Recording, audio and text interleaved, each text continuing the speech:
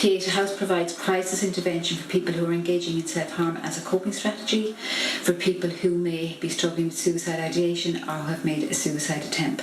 So it's a specific area of work.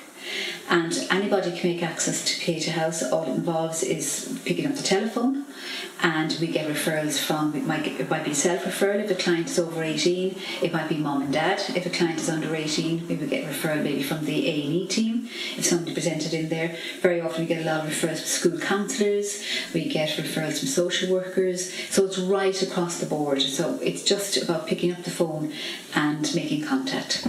What we offer them then is for an initial assessment, and the whole purpose of the initial assessment is to get some background information on the client that's coming into us, but also to assess if the therapy that we offer in Pieta House will meet the needs of the client, because our therapy, which is solution focused therapy, is specific to crisis intervention, so the fit needs to be right. And it's also to do risk assessment, so if a client is coming into us who may be struggling with suicide ideation, is for us to be able to gauge their present risk level at the time that they attend for assessment, either that being kind of low risk, medium risk or high risk.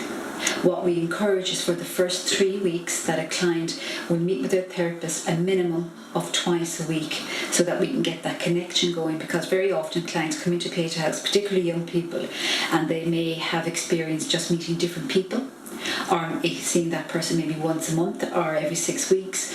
But when a person is in crisis, what they want is that consistency. So that's why we need to have that ongoing connection. What if I don't like my therapist? Okay.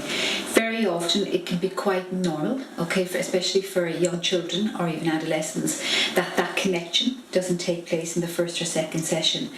Our focus is that the young person remains in the service and gets the support that they need, and if that happens, we will change the therapist. So it's not about coming in and asking you 50 questions, it's about sharing information and giving you a lot of information about something that you may not know about. You know, I'd often say to them, you're in the canoe with no paddle. We've got the paddle, you need to come in here and get it. So it's just about taking away the stigma and allowing that person to see that it's a way of, that they're putting the value on their emotional well-being.